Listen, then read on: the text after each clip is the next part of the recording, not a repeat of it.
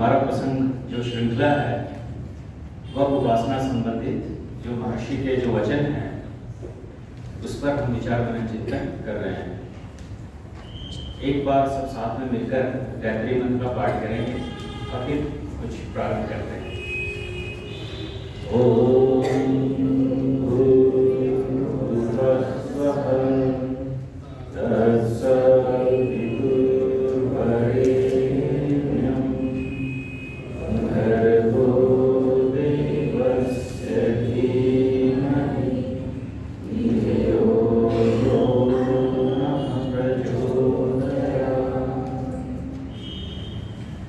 पिछले सत्र में हम महर्षि दयानंद सरस्वती का उनके द्वारा जो किया हुआ भाष्य है उसके संबंधित हम कुछ विचार मनन चिंतन कर रहे थे, जहाँ महर्षि दयानंद सरस्वती जी लिखते हैं कि जैसे चरवाहों से रहित गौवें बछड़े को और अंतरिक्षस्थ वायु किरणों को और मित्र को प्राप्त होते हैं, वैसे ही जीव के जो शुभ और अशुभ कर्म हैं वे जीव को ईश्वरीय व्यवस्था से फल दे देते हैं। तो इसी श्रृंखला में आज हमें एक नए भावार्थ पर कुछ विचार मनन चिंतन करेंगे। ऋषि दयानंद कहते हैं कि जो मनुष्य इस संसार में शरीर का आश्रय कर अधर्म करते हैं वे दृढ़ बंधन को प्राप्त होते हैं, और जो शास्त्रों को पढ़कर योगाभ्यास करके धर्म का अनुष्ठान करते हैं उन्हीं की मुक्ति होती है। तो ऋषि जो दृढ़ बंधन है उसके कारणों की बात करके उसकी चर्चा करके ऋषि उससे कैसे मुक्त होना है उसके उपायों पर भी विचार किया है। पिछली बार हम सुन रहे थे संसार चक्र के 6 अरे 6 स्पोक्स ऑफ अ व्हील, जिससे मनुष्य इस संसार में फंस जाता है। यदि हम फंसने का कारण ढूंढ लें, बंधन का कारण ढूंढ लें, तो उससे निकलने का उपाय भी पता चल जाएगा। ठीक है, तो यह संसार चक्र के 6 अरे क्या होते हैं, यह क्रम से सबको याद कर लेना चाहिए। यह महर्षि व्यास जी ने योग दर्शन में बहुत अच्छे से समझाया है। यह जोड़े में है 6 जो स्पोक्स ऑफ ए व्हील हैं, 6 अरे हैं संसार चक्र के, वह जोड़े में आते हैं। कैसे? सुख दुख, ठीक है, सुख दुख, राग द्वेष और धर्म अधर्म, यह संसार चक्र के 6 अरे कहलाते हैं। मनुष्य कैसे फंसता है संसार में, इसको बहुत अच्छे तरीके से इन 6 चक्रों से, इन 6 अरों से हम समझ सकते हैं। इसको हम उदाहरण से भी देखेंगे, और पिछले सत्र में भी हमने कुछ उदाहरणों को लेकर इसको समझने का प्रयत्न किया था कि मनुष्य को जब जब सुख दुख होता है तो सुख दुख से क्या जन्म लेता है? राग द्वेष। सुख का मनुष्य जब अनुसरण करता है तो मनुष्य के भीतर राग उत्पन्न हो जाता है। राग का अर्थ है अटैचमेंट, हाई लेवल पर अटैचमेंट। और दुख का बार बार जब अनुसरण मनुष्य करता है तो उसके भीतर द्वेष बन जाते हैं। तो यह जो सुख और दुख है,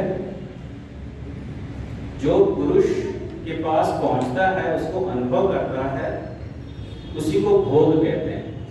ठीक है, सुख दुख की अनुभूति को जो एक बुद्धि वृत्ति है उसका जब चेतन तत्व पर अवसान होता है, अर्थात जब यह जो त्रिगुणात्मक बुद्धि है वह समझ लेता है कि वह मेरे भीतर ही हो रहा है, जिसको अभिमान कहते हैं, अभिमान ही कहते हैं, उसी का नाम भोग है। ठीक है, सुख दुख का नाम भोग है हाई लेवल पे। ठीक है, तो सुख का अनुसरण किया तो राग उत्पन्न हुआ, और उस राग से असल में हमारे अंतःकरण में एक इंप्रेशन बन जाता है, जिसको कहते हैं संस्कार। और उस संस्कार का नाम क्या है बता सकते हैं? वासना रूपी संस्कार। जो भोग जन्य संस्कार हैं उनको क्या कहते हैं? वासना रूपी संस्कार। और जब व्यक्ति के भीतर राग और द्वेष होता है तो उस सुख को पुनः प्राप्त करने के लिए पुरुष क्या करता है, व्यक्ति क्या करता है? धर्म अथवा अधर्म का कर्म करता है। ठीक है, जब किसी वस्तु से उसको द्वेष होता है तो उससे वह दूर होना चाहता है, उसके लिए भी वह कोई धर्म अथवा अधर्म का रास्ता अपनाता है। यह जो संसार चक्र है इसके 6 अरे हैं: सुख दुख, राग द्वेष और धर्म कर्म। और मनुष्य इसी तरीके से दृढ़ बंधन में फंसता चला जाता है। इसको हमने एक उदाहरण से भी समझा था कि पानी पूरी सभी लोग जानते हैं, पानी पूरी सभी लोग खाते हैं। पानी पूरी को देखकर हमारे भीतर क्या उत्पन्न हुआ? राग। कहां से राग उत्पन्न हुआ? हमने पूर्व में वह पानी पूरी खाया था, वह पानी पूरी हमने उसके सुख का अनुभव पूर्व में लिया था, जिसके संस्कार बन गए थे, जिसको हम कहते हैं वासना रूपी संस्कार। ठीक है, उस वासना रूपी संस्कार से राग उत्पन्न हुआ। राग का एक बिगड़ा रूप है जिसको बोलते हैं मोह। सभी लोग जानते हैं। जब मनुष्य की बुद्धि काम करना बंद कर देती है, जब राग प्रबल हो जाता है किसी बाह्य विषय में, तो उसी को मोह कहते हैं। जब अन्य ज्ञान काम नहीं करता, हम इस राग की बात कर रहे हैं। हमने पानी पूरी देखा, हमारे भीतर वो वासना रूपी संस्कार पहले से थे, क्योंकि हमने उसका पूर्व में अनुभव किया था सुख का, उससे राग उत्पन्न हुआ कि अब मुझे यह खाना चाहिए। हाथ जेब में गया, पैसा निकला और हमने खा लिया। हमने कुछ कर्म भी किया, और पैसा न मिले तो छोटे बच्चे चोरी भी कर लेते हैं पैसे, तो वह अधर्म भी हो जाता है। इस उदाहरण में आपको यह जो संसार चक्र के 6 अरे हैं यह समझ में आ रहा होगा। सुख से राग, उस राग के वश में धर्म अधर्म का कर्म, यह संसार चक्र 6 अरों का। हम ऐसे ही इस संसार में बंधन को प्राप्त होते चले जाते हैं। जब हम अधर्म करते हैं तो ऋषि कहते हैं कि हम दृढ़ बंधन को प्राप्त होते हैं। एक तो है बंधन जो हमारा इस शरीर के साथ, बुद्धि के साथ हो गया, जिसको कहते हैं दृष्टा और दृश्य का संयोग। बुद्धि और पुरुष का जो संयोग है वह एक प्रकार का बंधन है। जब हम इस स्थूल शरीर को प्राप्त होकर, जिसकी बात ऋषि यहाँ कहते हैं, अधर्म का कर्म करते हैं, अधर्म करते हैं, तो यह स्थूल शरीर हमारा बदलता रहता है। यह आवश्यक नहीं कि यह स्थूल शरीर मनुष्य का ही प्राप्त हो, हम किसी भिन्न योनि में भी जा सकते हैं, जहां अंधकार ही अंधकार है। उसको ऋषि यहाँ पर दृढ़ बंधन बोलते हैं। तो यह जो हम भोग को समझ रहे हैं, इसमें जो विषय है जिसको देखकर हमारे भीतर राग उत्पन्न हो रहा है, वह बाहर है, वह बाहर है। बाह्य विषय, जिसको हम बोलेंगे बाह्य विषय, सब्जेक्ट। उस बाह्य विषय को देखकर राग कहां उत्पन्न हो रहा है? हमारे सूक्ष्म शरीर में, हमारे सूक्ष्म शरीर में, सूक्ष्म जगत में यह राग उत्पन्न हो रहा है। यह जो सृष्टि है, जो हमारा शरीर है, वह उसके तीन भाग हैं, तीन स्तर हैं। क्या क्या है? स्थूल, सूक्ष्म और कारण। हम स्थूल जगत की बात कर रहे हैं। इस स्थूल जगत को देखकर, जिसमें भिन्न भिन्न विषय हैं, उन विषय के प्रति राग हमारे सूक्ष्म जगत में उत्पन्न होता है, अर्थात बुद्धि से हम उसको प्राप्त करते हैं। ठीक है? हमारे जो यह वासना रूपी संस्कार है, उसकी बहुत सारी अवस्थाएं हैं। मुख्य रूप से 5 अवस्थाओं का वर्णन व्यास जी ने योग दर्शन भाष्य में लिखा है। पतंजलि ने भी सूत्र में दिया। क्या क्या है? प्रसुप्त, उदार, विच्छिन्न और तनु। और 5वां क्या है? दग्ध बीज, नष्ट हो जाए। ये 5 अवस्थाएं हैं जो क्लेश जन्य संस्कार होते हैं, जो राग द्वेष के वासना रूपी संस्कार हैं। उसके कितने अवस्थाएं हैं? 5। प्रसुप्त, जो सोए हुए हैं, जैसे छोटे बच्चों में संस्कार उठकर नहीं आता, नहीं दिखता। जब वो बड़े होते हैं तो संस्कार प्रबल रूप से, उदार रूप में दिखते हैं। इसको बोलते हैं प्रसुप्त। सोया हुआ है, अभी जागा नहीं है, अभी उदार नहीं हुआ। दूसरा है उदार, जो वर्तमान में संस्कार हमारे दिख रहे हैं। जैसे आप सभी के संस्कार दिख रहे हैं कि आर्य समाज में जाकर हमें यज्ञ, हवन और प्रवचन को सुनना है। तो यह स्पष्ट रूप से वर्तमान में आपके संस्कार दिख रहे हैं, इसको बोलेंगे उदार। ठीक है? तीसरा है विच्छिन्न, जो कुछ क्षण के लिए रुका हुआ है बट अभी दिख नहीं रहा है। जैसे हमारे भीतर राग होगा तो द्वेष नहीं दिखाई देगा, जब हमारे भीतर द्वेष होगा तो राग नहीं दिखेगा। ऐसे जो संस्कार होते हैं, जिन अवस्था का नाम क्या है? विच्छिन्न। और एक है तनु। जब हम योगाभ्यास करते हैं, प्रतिपक्ष भावना आदि से जीवन व्यतीत करते हैं,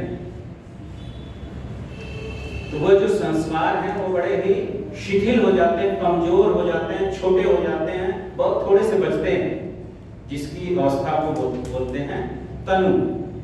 ठीक है? और 5वां क्या है? दग्ध बीज।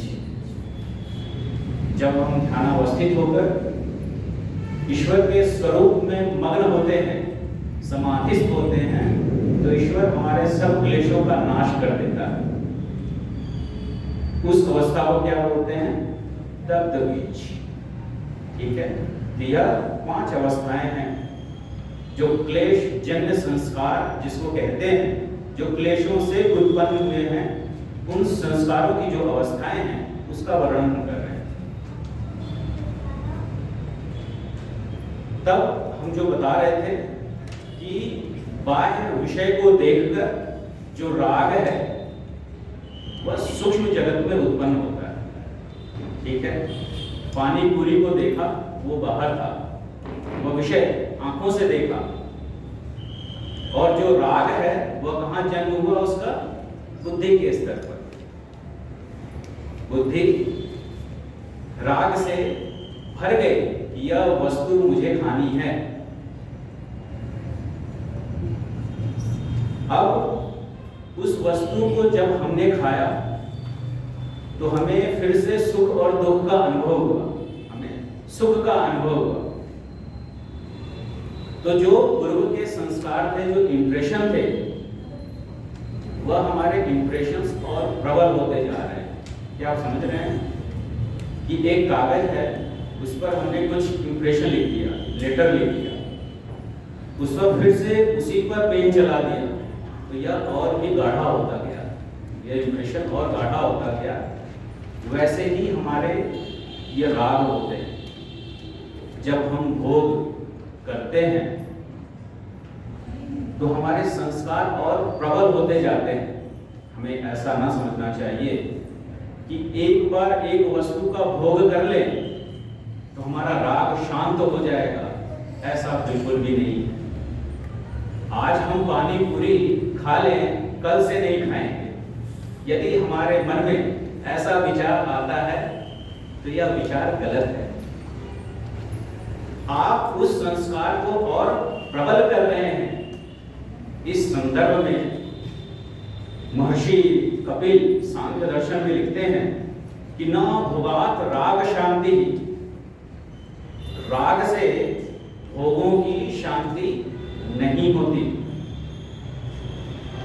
हम वस्तुओं का भोग करके राग को शांत नहीं कर सकते, कभी नहीं कर सकते। यह ऋषि का वचन है। और जिसके भीतर किसी विषय वस्तु के प्रति राग हो गया है, जिसको बोलते हैं राग से मारा हुआ व्यक्ति। जैसे हम लोग अभी बताते हैं कैसे हम लोग राग के मारे हुए हैं। न काम चारित्वम रागो बहते शुभवत।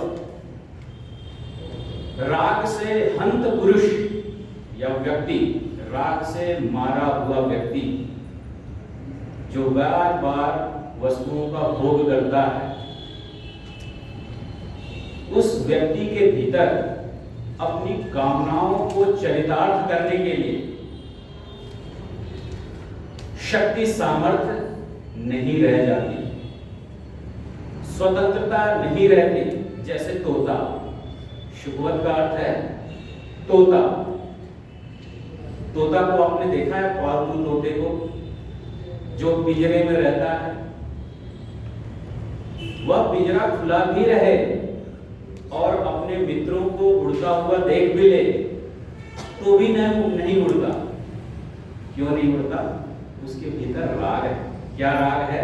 कि मुझे इस पिंजरे में समय समय पर भोजन मिलेगा। मुझे राग है, मैं उस पिंजरे में बंधा हुआ हूं। मैं स्वतंत्र होते हुए भी मैं अपनी कामनाओं को, अपनी इच्छाओं को चरितार्थ नहीं कर पा रहा हूं। हम सभी महर्षि दयानंद सरस्वती के अनुयायी हैं। हम सभी उनके जैसा बनना चाहते हैं। हमारी कामना हम सबकी वही है। हम नहीं बन पा रहे हैं। क्यों नहीं बन पा रहे हैं? क्यों? क्योंकि हम सबके भीतर राग है। हम सबके भीतर राग है और जो है उसको स्वीकार करना चाहिए। यह सत्य है कि हम महर्षि दयानंद सरस्वती जैसे क्यों नहीं बन पा रहे हैं? क्योंकि हमारे भीतर राग है। हम अपनी कामनाओं को चरितार्थ नहीं कर पा रहे हैं क्योंकि हम तोते के समान पिंजरे में बंधे रहना चाहते हैं। हम सुख का अनुभव लेना चाहते हैं, जिसको ऋषि कहते हैं, यह तो दुख है।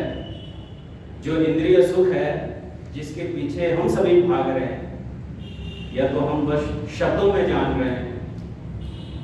लेकिन ऋषियों का कहना है कि जो इंद्रिय सुख का भोग कर रहे हैं, असल में वह दुख है, असल में वह दुख है।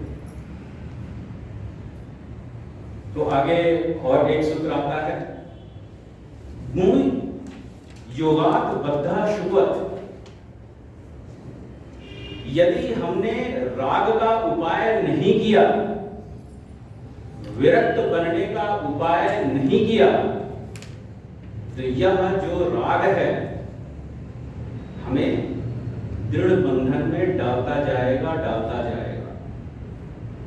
गुण योगात बद्धा, यह जो त्रिगुणात्मक प्रकृति है,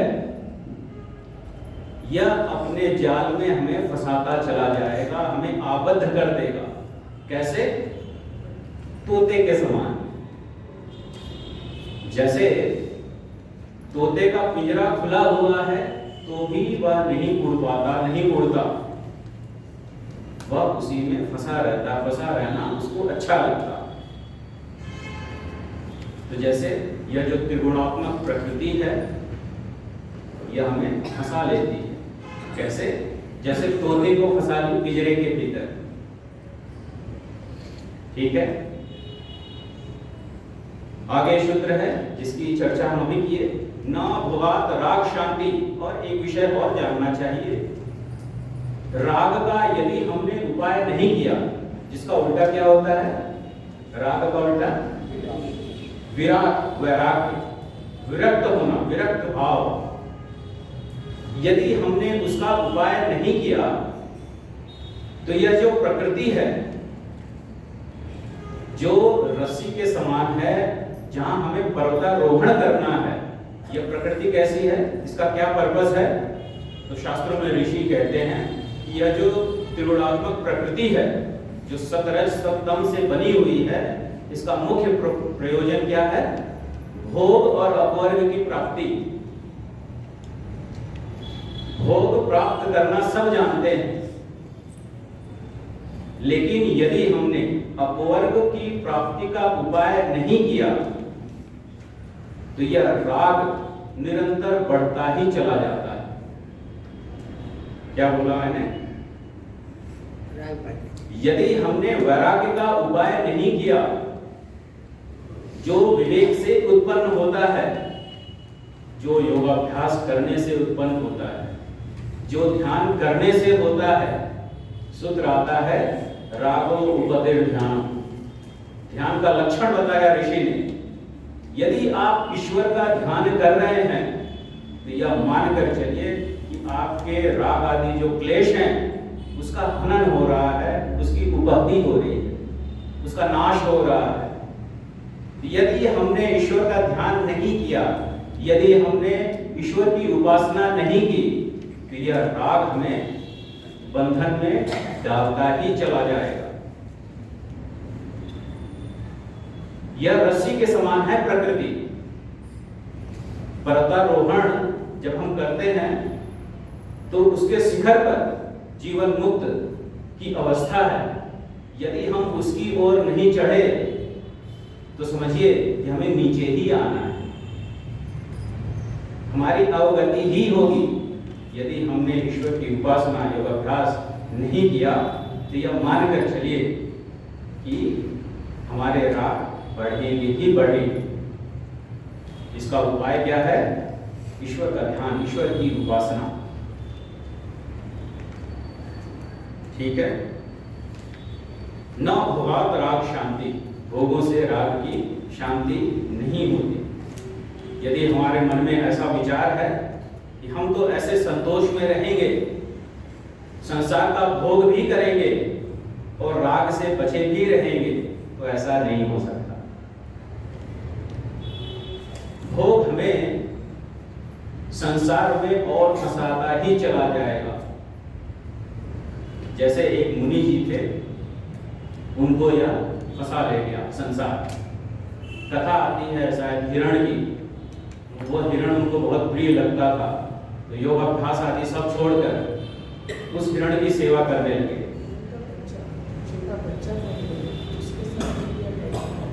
तो उनके साथ उस हिरण के साथ राग हो गया, वो संसार में फंस गए। आगे सूत्र है दोष दर्शनात् उभयो। जो भोग है, जो सुख दुख है और जो राग है, दोनों में दोष है। बताएंगे क्या दोष है? भोग में भी दोष है और जो भोग से राग उत्पन्न हो रहा है उसमें भी दोष है। बताएंगे क्या क्या दोष है भोग में? भोग में यह दोष है कि राग आदि के संस्कार बनते हैं, जिसको हम बोलते हैं वासना। ठीक है? और जो राग है उसका क्या दोष है कि वह हमें संसार में फंसाता, बंधन में डालता चला जाता है। मिलते जुलते शब्द भी हैं, काम एक साथ हो रहा है, लेकिन दोनों में दोष है। भोग में दोष है कि वासना रूपी संस्कार बन रहे हैं, और राग में दोष है कि वह हमें बंधन में डालते चले जा रहे हैं। तो क्या आप बता सकते हैं कि बंधन का कारण क्या है? हम बंधन की चर्चा कर रहे हैं, क्या यह वासना रूपी संस्कार बंधन के कारण है? क्या हमारे कर्म बंधन के कारण है? क्या यह समय जो कलियुग चल रहा है, क्या यह बंधन का कारण है? क्या दिशा और देश यह बंधन का कारण है? हो सकता है। क्या हमारा स्वभाव ही है बंधन में जाना?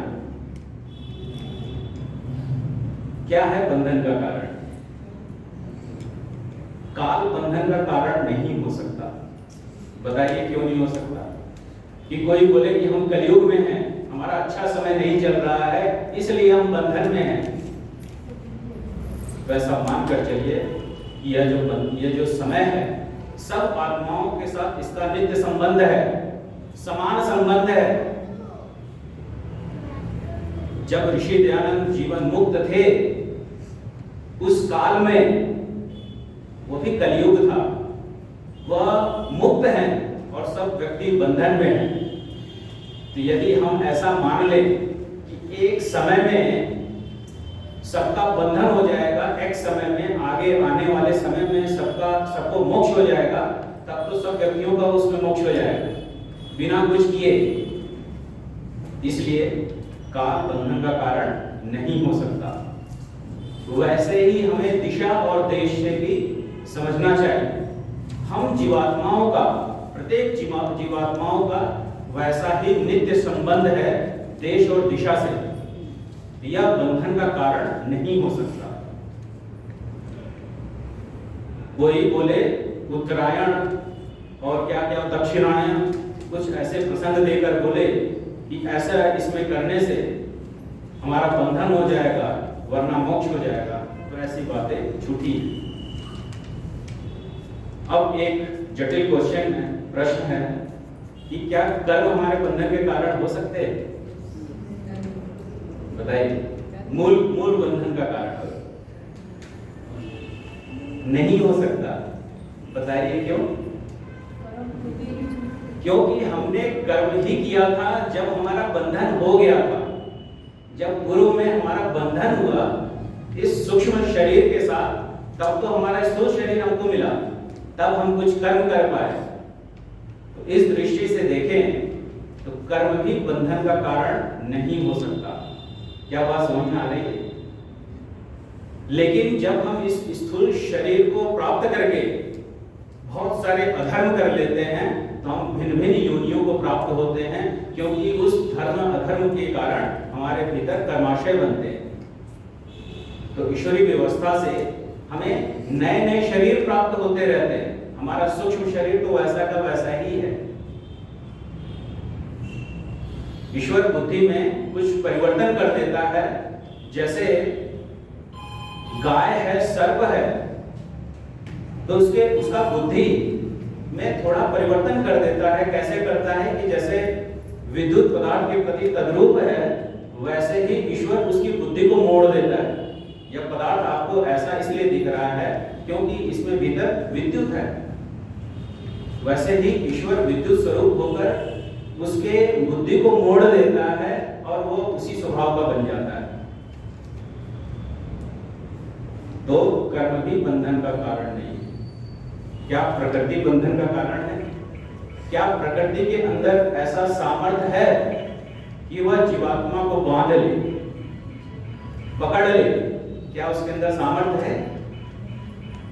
बताइए। नहीं है। क्यों नहीं है? क्योंकि वह जड़ है। क्योंकि वह जड़ है। जैसे एक खूंटा हो और बैल हो, वो यह बोलते कि खूंटा ने बैल को पकड़ लिया, तो यह बात ठीक नहीं लगती। यह बात ठीक नहीं लगती क्योंकि वह जड़ है और वह किसी के अधीन है। किसके अधीन है? प्रकृति ईश्वर के अधीन है। इसलिए प्रकृति भी कारण बंधन का नहीं हो सकता। तो क्या हमारा यह स्वभाव है बंधन में रहना? बताइए, क्या हमारा स्वभाव है बंधन में रहना?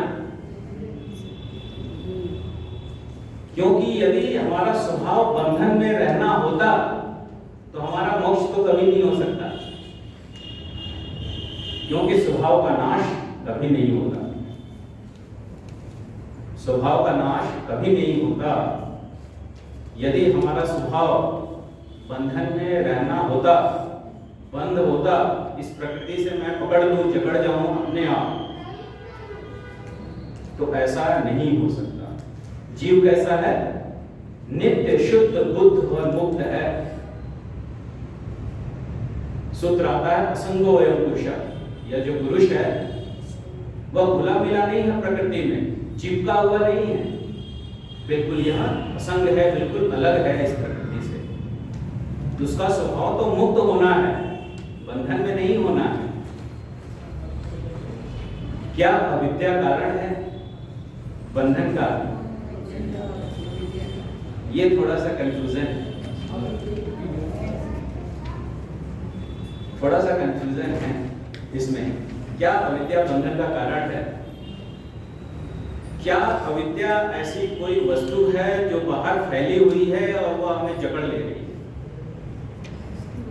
बताइए, क्या अविद्या नाम की ऐसी कोई वस्तु है हमारे बाहर जो इस पुरुष को पकड़ ले रही है, जिसके कारण हम बंधन में आ जा रहे हैं? इसका उत्तर है नहीं। क्यों? क्योंकि वह जो सर्वविद विद्यामय परमेश्वर है, उसके सर्वत्र होने से विद्या ही सर्वत्र फैली हुई है।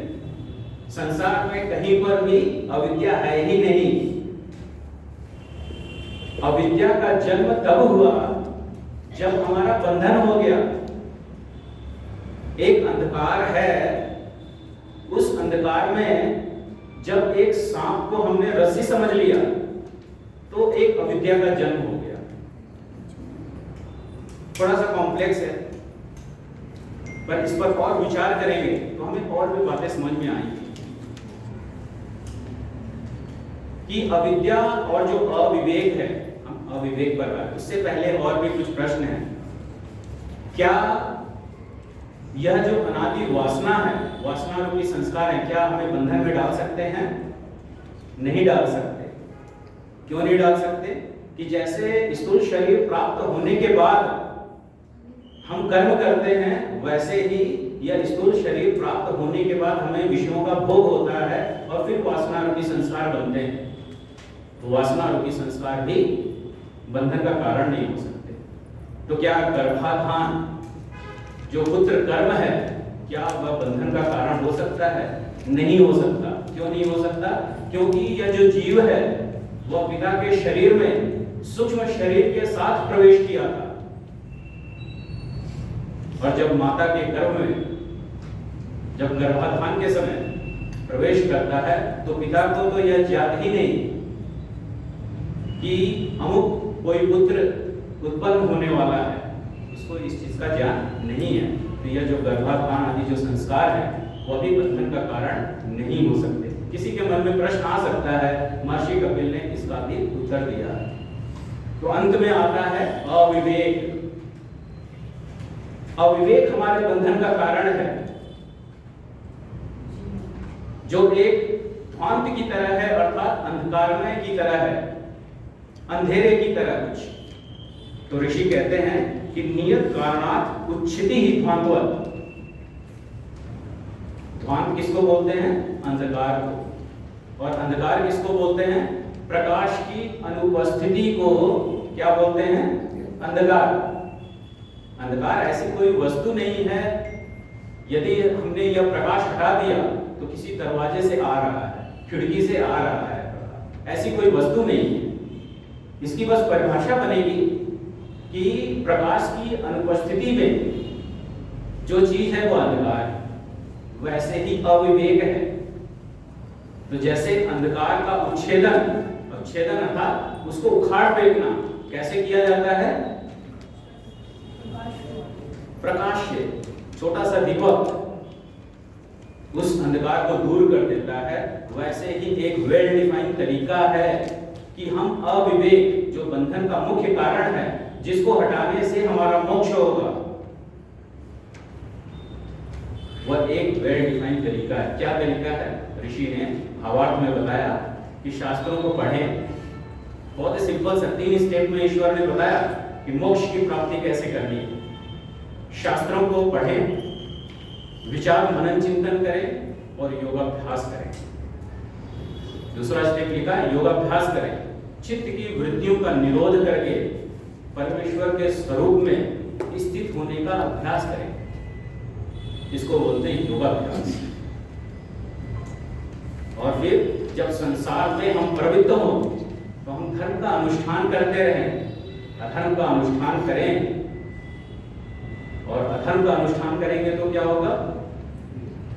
इसमें से एक भी छोड़ दें, शास्त्रों को पढ़ना पढ़ाना और चिंतन मनन चिंतन सब आ गया उसमें, यदि हम इसको भी छोड़ दें तो हमारा काम नहीं होने वाला। योगाभ्यास की विधि हमें नहीं पता चलेगी, और योगाभ्यास किया और धर्म का कर्म भी नहीं किया तो भी काम नहीं चलेगा। तो हमें तीनों काम करने होंगे कि शास्त्रों का पढ़ना पढ़ाना, मनन चिंतन, योगाभ्यास करना, इसको तत्वाभ्यास भी बोलते हैं, ब्रह्म ज्ञान का अभ्यास भी बोलते हैं। इसके कई सारे नाम हैं, संध्या उपासना, बहुत सारे इसके नाम हैं। तो उसके करने से हमें मुक्ति मिलेगी, नहीं तो बंधन है। एक आखिरी सूत्र लेते हैं, उसके बाद समाप्त करते हैं कि प्रधान अविवेकात् अन्न विवेकस्य तद्हाने हानम।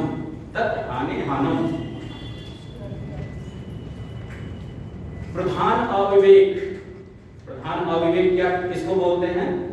पुरुष और यह जो बुद्धि है, जो दृष्टा और दृश्य का संयोग है, उसको क्या बोलेंगे? प्रधान अविवेक। जिसका हमें उच्छेदन करना है, जिसके सेपरेशन को हमें जानना है, उसको बोलेंगे प्रधान अविवेक। और अन्य विवेक किसको बोलेंगे? अविवेक। कि उस बंधन के बाद जो अन्य अविवेक उत्पन्न होते हैं, अविद्या उत्पन्न होती है, मिथ्या ज्ञान उत्पन्न होती है, उसको अन्य अविवेक कहते हैं। तो ऋषि क्या कहना चाहते हैं पता है? यदि हमने विवेक ज्ञान उत्पन्न कर लिया, अर्थात पुरुष और बुद्धि के भेद का साक्षात्कार कर लिया, तो ऋषि कहते हैं कि जो अन्य अविवेक है वह भी नष्ट हो जाता है, वह भी गायब हो जाता है। एक होता है कि अन्य अविवेक को नाश करते करते प्रधान अविवेक को नाश करें। एक है प्रधान अविवेक का नाश करना योगाभ्यास करके, तो बाकी जितने भी अविवेक हैं, मिथ्या ज्ञान है, अविद्या है, वह सब के सब नष्ट हो जाती है। इसी को जीवन मुक्त कहते हैं। जब इस अवस्था को प्राप्त होता है, जब प्रधान अविवेक भी नाश हो जाता है, अर्थात पुरुष और बुद्धि का साक्षात्कार हो जाता है, तब उस अवस्था में जो पुरुष है वह जीवन मुक्त बन जाता है, उसके सब क्लेश भी नष्ट हो जाते हैं। क्योंकि यह जो हृदय ग्रंथि थी, जो अविद्या एक तरीके की पड़ी हुई थी, उसका उसने उच्छेदन कर दिया, अर्थात उसको उखाड़ फेंका योगाभ्यास करके।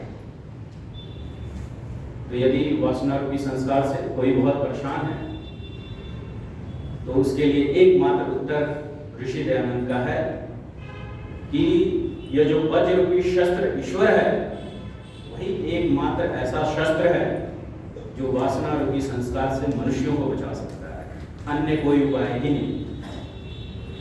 प्रवचन सुनने से केवल योगाभ्यास न करें, केवल धर्म का ही कर्म करते रहें तो भी काम नहीं चलने वाला। इसलिए ईश्वर का ध्यान अवश्य हम सबको करना चाहिए। क्या हमारे पास समय है कुछ प्रश्न के लिए?